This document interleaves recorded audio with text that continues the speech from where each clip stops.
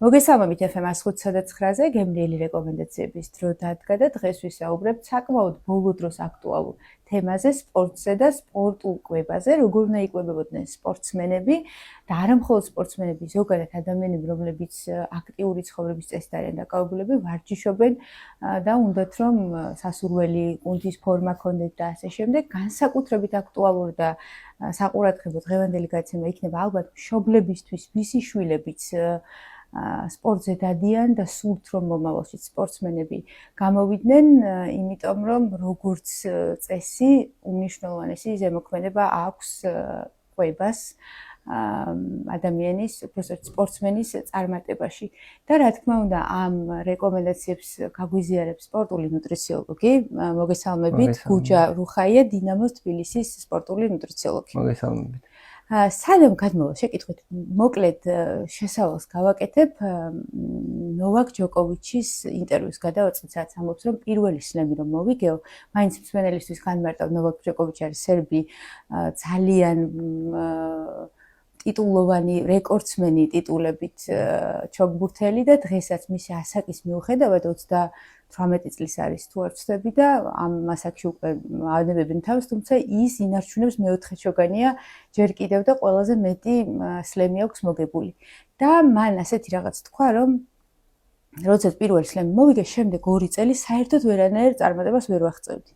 და გამოვცვალე ჩოგნები, გამოვცვალე სპორტული ტანსაცმელი, შევცვალე გუნდის წევრებიც კი, ანუ თავისი მწვრთნელი და სამწვრთნელო გუნდი და მაინც არანაირი შედეგი არ მქონდა. და ბოლოს მივაგენი მიზეს, ვიპოვე ნუტრიციოლოგი, რომელსაც ჩემი კვების რაციონი შეცვალა და ამის შემდეგ დაიწყო ჩემი აღმავლობა. აღმავლობა როგორც მქონდა, ამაზე ვისაუბრე უკვე და ეს ისედაც ცნობილია. მართლა ასეთი მნიშვნელოვანია, მართლა შეიძლება რომ კვებამ განაპირობოს სპორტსმენის წარმატება? მნიშვნელოვანია, ანუ ჯოკოვიჩზე თქვით თქვენ, ანუ თუ შევხედოთ ხა ჩემი სპორტთან გამომდინარე ფეხბურთს ვავიღებთ, კრისტიანო რონალდო, ბურთში თქვათ ლიბრონჯი, ანუ ყველა 35-ს გადაცილებული სპორტსმენები ცნობილი, რომელიც ტიტულიდან ტიტულამდე, ანუ ყველა წელს ყოველთვის რაღაც ისეთ თქვათ ნიშნულს ცდებიან, სადაც უბრალო ლოგიკით რო დაფიქრდეთ, ახლა შეუძლებელია, ხო, იმიტომ რომ ანუ რაც ხო ჩვენ როგორ ვიცოდეთ რა, ანუ რაც წლები გემატება, ანუ ესე იგი ბერდები და ანუ გამოდის რომ ანუ ჩვენ დროში ადრე სხვანაირად იყო, ახლა უკვე ნამდვილად კვებამ და სპორტულმა ნუტრიციოლოგიამ ბევრი რაღაც ისეთი შეცვალა, რომელიც სოფლიო ფაქტები დევს ჩვენს წინაშე, თუ გინდ თქვენ რაც მოყევით, თუ გინდ კრისტიანო, თუ გინდ ლებრონი, თუ ძალიან ბევრი არის ისეთი და ეს საკვების დამსახურებაა. ანუ რა თქმა უნდა, მხოლოდ კვებით არა, მაგრამ კვებით არა, თქო, იქ არის, ну, ყველაზე პირველი ზოგადად არის გენეტიკა. გენეტიკას ვერ შევცვლით ჩვენ, მაგრამ ჩვენ შეგვიძლია შევცვალოთ ანუ ვარჯიშის ხარისხი, დოზირება, აღდგენა და მესამე არის ეს კვება. სინერგიაში ეს სამი თუ იდეალურად ჩდება პაზლი, მაშინ გამოდის ისეთი სპორტსმენი, როგორც თქვენში. ეხა ახსენეთ. ყველა ვიცის, რომ ზოგადად კვებას აქვს, ჯანსაღ კვებას აქვს ზემოქმედება ადამიანის ჯანმრთელობაზე და ჯანსაღი კვება რას მოიცავს, ეს ისედაც უკვე ამაზე ბევრს საუბრობთ, ბევრი ინფორმაცია არის ხელმისაწვდომი და მოსახლეობამ რაღაც მეტნაკლებად მაინც გაიგო. მაგრამ განსხვავდება თუ არა ზოგადი ჯანსაღი კვება სპორტსმენის კვებისგან, თუ სპორტსმენებიც უბრალოდ ჯანსაღად იკვებებიან ისე როგორც ჩვენ. სპორტულ კვებასა და არასპორტულ კვებაში ანუ განსხვავება არის ანუ ტაიმინგში რა. ნახეთ, იმიტომ რომ სპორტსმენს აქვს განსაკუთრებული თქვა დრო მომზადების, ანუ თამაშიდან თამაშამდე, ვარჯიშიდან ვარჯიშამდე და აქედან გამომდინარე რაციონი თვითონ და ანუ ნუტრიენტები დაბალანსებული უნდა შედგებოდეს ისეთ შესაბამის დონეზე, სადაც თქვა ის უზრუნველყოფილი იქნება, რომ მაქსიმალურად ჩაატაროს ვარჯიში თუ თამაში იქნება. ანუ შრომის უნარიანი იყოს და შედეგის უნარიანი. აქედან გამომდინარე ეს სხვაობა თვითონ ტაიმინგში. როგორც ესეთი, ანუ პროდუქტი არასპორტსმენს და სპორტსმენს შორის, ანუ პროდუქტები საერთოა თვითონ განსაზღვრავს სპორტსმენი და არასპორტსმენი, ანუ მოყვარული შეიძლება იყოს, შეიძლება უბრალოდ ფიტნეს მასში დადიოდეს ფიტნეს ცენტრში, ან პროფესიონალური სპორტსმენი. აქედან გამომდინარე, აი ზუსტად ტაიმინგშია განსხვავება. თქვა, მაგალითად ემზადებიან კვირიდან კვირამდე, დღიდან დღემდე, მაგალითად საათიდან საათამდე, ვარჯიშიდან ვარჯიშამდე და აი ეს ჩართულობა თვითონ დიდხნიან პერსპექტივაზე იძლევა აი ესეთ შედეგს, როგორც თქვენ ახლა ახსენეთ. აი ვარჯიშამდე რამდენი ხნით ადრე არის რეკომენდებული კვება და ვარჯიშის შემდეგაც ვიცი რომ მალევე თუ აი თამაში თუ არის მალევე. კი, ვარჯიშის შემდეგ ზოგადად ადრე იყო ეგ გავრცელებული მითი, რომ ანუ რაც უფრო მალე შეჭამ, მით უფრო აი თქვა ცილას თუ ნახშირწყალს, მით უფრო მალე ანუ მოხდება აღდგენა. ეგ იყო ადრე გავრცელებული. მაგრამ ახლა თანამედროვე კვლევებმა აჩვენეს, რომ დღის განმავლობაში თუ მაგალითად იმ ოდენობის ცილას იღებთ, ან ნახშირწყალს, ანუ არ არის სავალდებულო. ერთადერთი განსხვავება, აი ტაიმინგი მე რო ვახსენე, რაშია მაგალითად.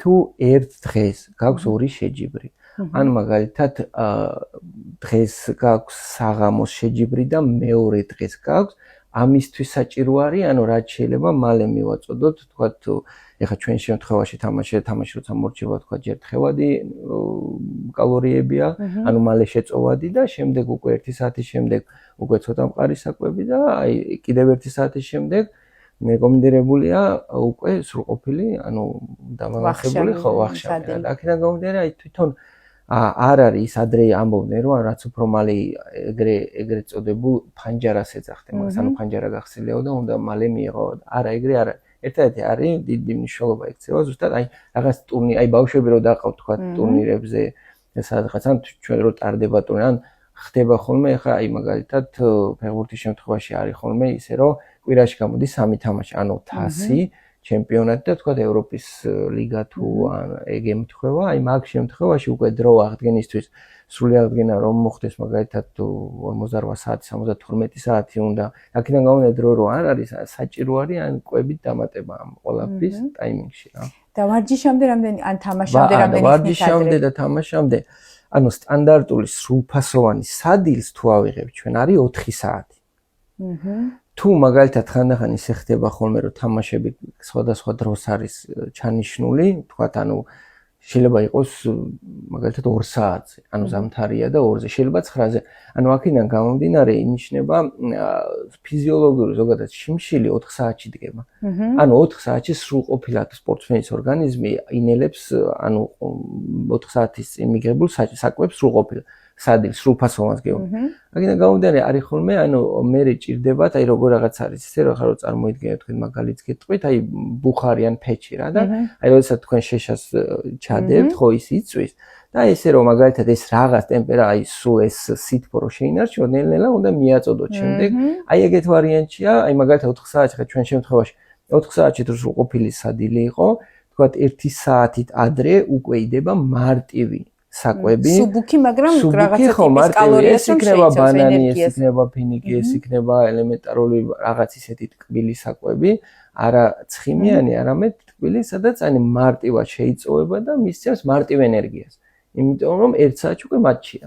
ბევრი ბავშვი დადის სპორტზე და ბავშვების შემთხვევაში მაგალითად არ არის თამაში, მაგრამ ბავშვს აქვს კვირაში 3-ჯერ ვარჯიში, იქნება ეს ფეხბურთი თუ ჯოგბურთი თუ ასე შემდეგ. აი ამ შემთხვევაში ვიცი რომ ზუსტად ვარჯიშის წინ შემდეგ გაუჭირდება სირბილი და არ უნდა იყოს საკვები მიღებული. აი ამ შემთხვევაში 4 საათი მგონია რომ 4 საათი ბავშვისთვის დიდია, იმიტომ რომ ბავშვი ისედაც ანუ შეჯიბრის გარეშე ზოგადად ბავშვებისთვის ან 2 საათს 3 საათში, იმიტომ რომ ბავშვი ისე სრულყოფილად ვერ ჭამს როგორც დიდი რა და აქედან გამომდინარე ბავშვისთვის 2-3 საათში დგება ეგ შიმშილი, რეალური შიმშილი და არა თქვა გედონოგური რომელიც თქვა რაღაც აი მოთხოვნა აქვს რომ დიდსა და პატარას რო ანუ ადგეს და აი ხო ჭამა, მაგრამ აი რაღაც სასუსნავები და ამას არ აი ფიზიოლოგიური შიმშილი ბავშვი უფრო ადრე უდგება და აქედან გამომდინარე უკვე შეიძლება რომ 2 საათი, ანუ მნიშვნელობა ყველა საკვებს თვითონ ვარჯიშამდე შეგვიძლია ისეთი მიმართულება მივცეთ, სადაც 1 საათით ადრეს დანაყრებული იყო, საათნახევარი, 2 საათი და 3 საათი.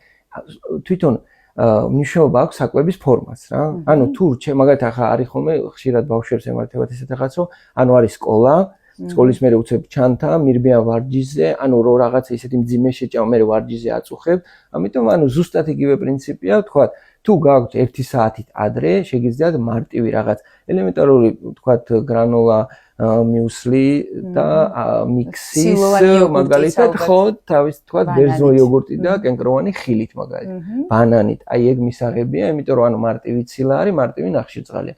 თუ 2 საათი რჩება, მაგალითად შეიძლება სენდვიჩი მიწოდება, ანუ ქათმის ფილეთი ან რაღაც ისეთი რაც ბავშვს უყვარს ელემენტარული და ეს თუ 3 საათი უკვე სრულყოფილად შეიძლება, იმიტომ ბავშვი ხანერად ინელებს და ესე და თუ საერთოდ არ აქვს დრო მაგალითად, აი ყველაზე მარტივი ახლა მე ვეუბნები ხოლმე ახლა ჩვენ დროში მარტივი ის არის რომ როგორც თქვა საყიდლად და როგორც ზოგადად ანუ საჭმელად ბანანი.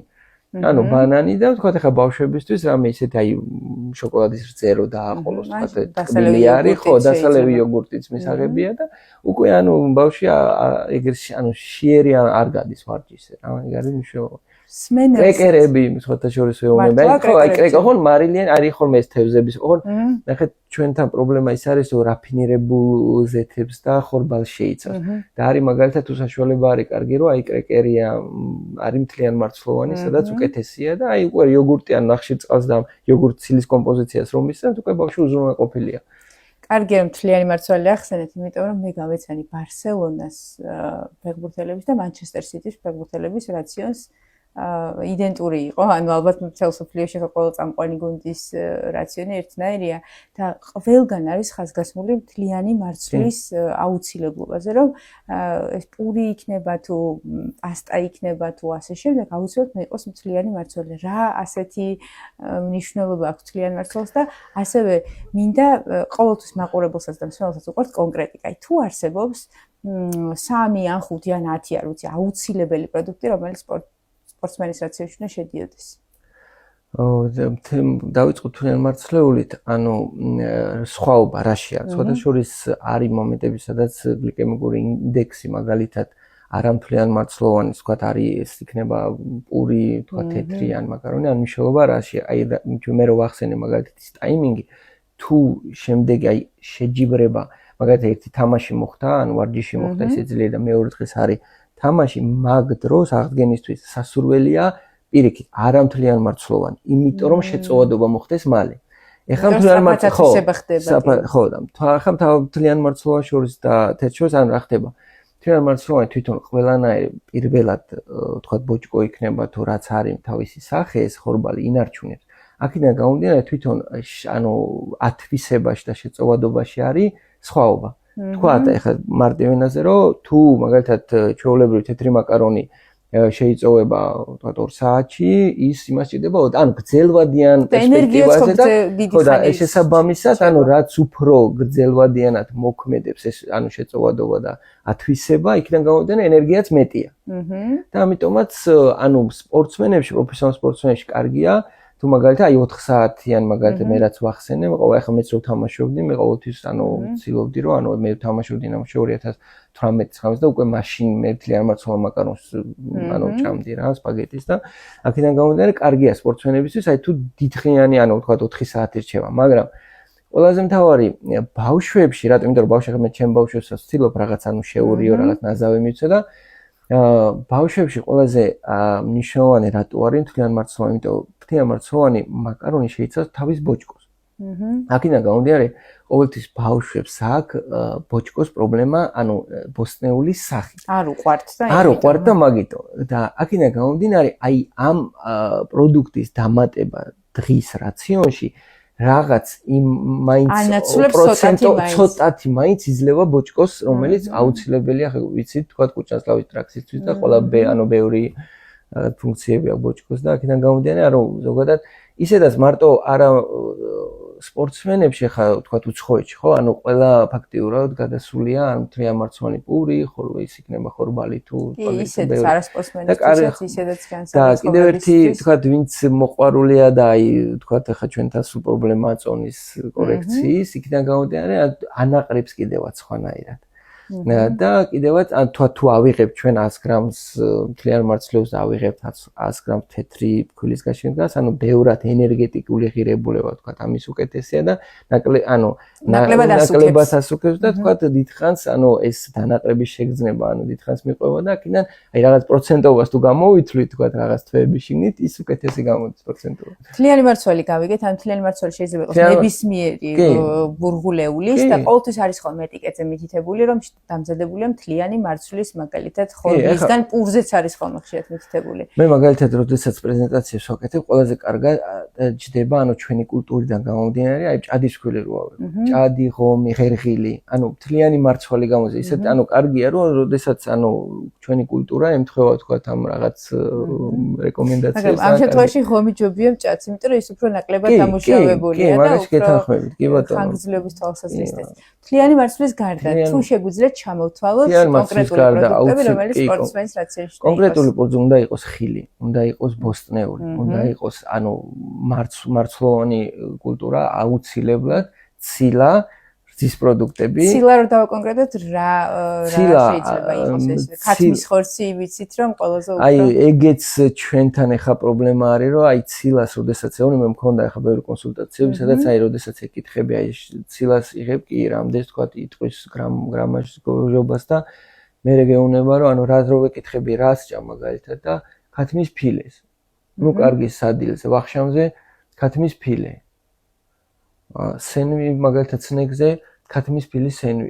მეთქი სხვა ცილა, ეს ჩვენთან არის შემოსული თქვა დიდი ადრე ეგრე არ იყო გავწობილი და იქიდან გამომდინარე რომ ცილა მიაჩიათ ხოლმე ქართლის ფილა. ცილა კვერცხიც ვიცით რომ კვერცხი ხო ახლა კვერცხიც კი ის კვერცხი თავისთავად. და ზოგადად საერთოდ მე როდესაც ვაძლევ რეკომენდაციას მე არასდროს არ ვწერ გაწერილ დიეტებს არ მუშაობ ეგრე იმიტომ არ არის სტრატეგიულად წაგებული მიმართულებაა და რატომ აგიხსნა ეხლა მაგალითად ცილოვან თქვენ შემეკითხეთ ცილაზე ცილა არის თქვა თევზი ცილა არის ხბო რაც წითელი ხორცია მაგალითად ფრინველი ინდაური თევზი კვერცხი ხაჭო ბარდა სოიო, ოსპი, ტოფუ, ტემპე, ლობიო, წარმოიდგინეთ აქედან გამომდინარე, წარმოიდგინეთ ლის, რო ვაძლევ ჩამონათვალს. მე მაგალითად გეუბნებით, რომ თქვენ უნდა დღის განმავლობაში 1 კილოგრამ ტანის მასაზე უნდა მიიღოთ, თქვათ 1 გრამი და 2 ცილა. და ჩამონათვალი აქვს 10 ცილოვანი პროდუქტის, ხო? როდესაც რეალურად იწყებს მაგალითად ამის შესრულებას მარტივია რატო მოვედი სახში და მაგალითად არ მაქვს ქათმის ფილე მაქვს ხბოს ხორცი არ მაქვს ხორცი მაქვს თევზი არ მაქვს თევზი მაქვს ხაჭო არ მაქვს ხაჭო მაქვს კვერცხი მაგრამ აუცილებელია რომ მონაცვლეობა იყოს სულ რომ მაგალითად ქათმის ფილე ჭამოს და კვერცხი და მე ჯობესია რომ ჩაანაცვლოს არა უმჯობესია კი იმიტომ რომ ცილა თვითონ ამინომჟავის ქორს ეძახიან მაგას ათვისების ხრივ ახლა მაგალითად თუ ავიღებ რძე, კვერცხი ესეთ პირველ ადგილზეა, სადაც ათვისების და შეწოვადობის ხრივ ისეთი სამეულში შედის. და აქედან გამომდინარე უკვე მე მოდის თქვათ ეს ინდაური, უცხი მონაჭრები თქვათ ფილე და მოკლედ ნახეთ რა ხდება, ამ დეტალებს ისეთი მნიშვნელობა არ აქვს, როგორც ოდენობას რა. აქედან გამომდინარე ხა თუ გინდ თხევადი ხა ზოგი არის მაგალითად რომ თუ ჭირდება ხა მე მაგალითად ძალოსნების ნაკრებთან მუშაობდი და ჭირდებოდა ცილის ათვისება, რო უკვე ვეღარ იღებს შრალი საკვებიდან, მაგალითად უკვე იქ პროტეინი არის დამატებული დანამატის სახით, მარტივია ვთქვათ, დაჟე ღამეც მაგალითად, ხო? ჩვენ შეგვიძლია მაგალითად რო არ შეათ ხო ამბობ, მე რო 2-3 საათით ადრე მაგალითად რო საკვებმა არ შეგაწუხა, ეხლა სპორტსმენებში ცოტა სხვა მიმართულებაა, იმიტომ რომ იმის ჭირდება, დეფიციტი რო არ შეიქმნას, უნდა მიიღოს და რომ მიიღოს მაგალითად ეს თქვათ საკვების რუფოსო თუ ვინ ცილა, ხო? ცილა მოსანელებლად ცოტა რთულია ვიდრე სხვა პროდუქტი. აქედან გამომდინარე მე ურჩევ მაგალითად პროტეინს. მაგრამ ეს ბავშვებში არ ინიშნება. და აქედან გამომდინარე პროტეინი, მარტივად ასათვისებელ დასალევი, რომ ცილის დროს არ შეაწუხოს რა. რაოდენობას რაც შეეხება და ზოგადად გავიგეთ რომ ხილი ბოსტნეული მრავალფეროვანი უნდა იყოს ზოგადად მაგრამ ყველა კვებაზე მაგალითად სპორტსმენები მინიმუმ 3ჯერ მაქსიმუმ ბავშვების შემთხვევაში უფრო 4ჯერ იკვებებიან და ყოველ ჯერზე უნდა იყოს ყველაფერი თუ შეიძლება მოკლედ დილით მარტო პასტა ჭამოს შემდეგ მარტო ქათმის ხორცი თუ ყველა კერძი უნდა იყოს ყველა მიღება საკვების უნდა იყოს დაბალანსებული ეხლა ჩვენ ვიცით თუ ავიღებთ რეკომენდაციას თქვათ მაგალითად დღეში მინიმუმ 3ჯერ მაინც უნდა მიიღოს ბოსტნეული თქვათ 3ჯერ ხილი ეს ახლა მსოფლიო ჯანდაცვის ორგანიზაცია ეს 3ჯერ მინიმუმი თქვათ უნდა ესე რომ თქვათ 150 გრამი ცილა აქვს მისაღები რაღაც დღის განმავლობაში ასევე ნახშირწყალი ენერგიისთვის, თქვათ 5 ან 7 გრამი ტანის მასას, კილოგრამ ტანის მასას. აქედან გამომდინარე, მნიშვნელობა არ აქვს, თქვათ, როდის მაგრამ ერთჯერზე ალბათ ვერ მიიღებს ამ რაოდენობას და ამიტომ ანუ შეიძლება მაგალითად ახლა დილა ეს ცილა მაგალითად ან თუ გინდა ნახში ხანდახან ანუ მნიშვნელობა აქვს დღის განმავლობაში შეასრულოს ის ნორმა რაც მათ სჭირდება და როგორ იქნება რა სახით იქნება თუ ახლა არის შეიძლება იმ მომენტში რომ არა აქვს სურვილი მაგრამ ბევრჯერ ყოფილა რომ ანუ რეალურად აი უყურებ და არ გინდა მაგალითად ახლა პასტა ვჭამო დილას მაგალითად და აი მინდა რაღაც პირიქით ცილოვანი მე შუადღეს პირიქით თქვა აი ვარჯიში მორჩა და მოდი პასტას ანუ დღის განმავლობაში ის ნორმები უნდა დააკმაყოფილოს. და უკვე დანარჩენი ისე ანუ რაღაც გაწერილა შაბლონურად დიდხანია პერსპექტივაში არ მუშაობს, იმიტომ რომ ფსიქოლოგიურ ანუ თვითონ სტრესი იქნება და ისე ფსიქოლოგიურ ასპექტს ძალიან დიდი მნიშვნელობა აქვს კვებაში. უნდა იყოს სასურველი, უნდა იყოს აი უნდა მიყვეს აი შეგრძნებას. არ არის ესე რომ ანუ აი ჯარივით რომ ჯარისკაცე აი ესე ახლა მე დამიწერეს და აი დილას უნდა დავიხჯო იმ ხორცი და არ არის ეგრე. და ცილა რას აკეთებს ორგანიზმის? აი რატო ბურღულეული ვიცით რომ ენერგიის წყაროა და ცილის შემთხვევაში რატომ არის სულ გვესმის აი სპორტსმენების შემთხვევაში და მათთვის ვინც ვარჯიშობს მაგალითად უბრალოდ დარბაზში ცილა აუცილებელია. ზოგადად ცილის ისტორიას ჩვენ თუ ავიღებთ, ანუ პროტეინი თვითონ საერთოდ წამოვიდა უფრო აი ბოდიბილდერებისგან. აი ეს საკვები დანამატები ეს ყველაფერი არის წამოსული აი ცილის თვითონ დეფიციტიც, იმიტომ რომ ბოდიბილდერებს ზოგადად ყველაზე აი მაქსიმალური დოზირებით იღებდნენ ცილებს. იმ გავრცელდა თქვა ახლა ჩვენ თანამედროვე ხედავთ ყველამ ვიცით თუ ეს ინტერნეტი არის თუ სოციალური ქსელი ყველა ხედავთ რომ იქიდან გამომდინარე წამოვიდა ეს ტენდენცია რომ ანუ ცილა არის საჭირო რატო იმიტომ რომ კუნთი რო გაიზარდოს ბოდიბილდერია აქედან არ აკმაყოფილებდა ჩვეულებრივი სპორტსმენსაც ხომ ჭირდება კუნთი? კი, არ აკმაყოფილებდა ის ნორმები, რომელიც მაგალითად ახლა ნომთელი 8 არის, ანუ მსოფლიო ჯანდაცვის ორგანიზაციის ნუ რეკომენდაცია ნომთე 8-ის დაბლა არ უნდა ჩამოვიდეს ცილა და მაგალითად ეგ უკვე იმისზევით ინდივიდუალურად. და ბოდიბილდერებს ჰქონდათ აი ახლა მაგალითად ძველიერა რო ავიღოთ შვარცენეგერზე 3 გრამზე ადიოდნენ წარმოიდგინეთ 3 კილოგრამ ტანის მასაზე ადიოდნენ ხო წონაზე 3 ეს ძალიან ბევრია ეს ანუ ბევრი რაღაც პრობლემებს ქმნის ისეც არა მაგრამ ანუ ფიზიკურად ვერ შეძლებ და ეხლა რაც შეეხება სპორტსმენებს ანუ განსხვავება არის აერობულ სპორტს შორის და ძალისმიერ სპორტს შორის იმიტომ რომ ძალისმიერ სპორტს უფრო მეტი ჭირდება ცილა აერობულ სპორტს უფრო ნაკლები მაგრამ ყველა ვარიანტში სპორტსმენი არასპორტსმენი აერობული სპორტი ძალისმიერი სპორტი თუ ბოდიბილდერი ყველა სპორტსმენს ჭირდება ცილა არასპორტსმენს და როგორც ჩვეულებრივ მოქალაქეს იმიტომ რომ არის კუნთების საშენი მასალა ყველაზე მნიშვნელოვანი იქნება ბუნებრივად დიახ ვერი ფუნქციონირებს აღდგენა თუ ხო არა აღდგენა ეს ხა ისეთი ზედაპირული თორე ცილას ანუ 80% ორგანიზმში ცილოვანი ბევრი ისინი ჰემოგლობინი აიღებს თუ გინდა ანუ ბევრი ფუნქცია აქვს ძალიან მაგრამ ხა ჩვენ სპორტულ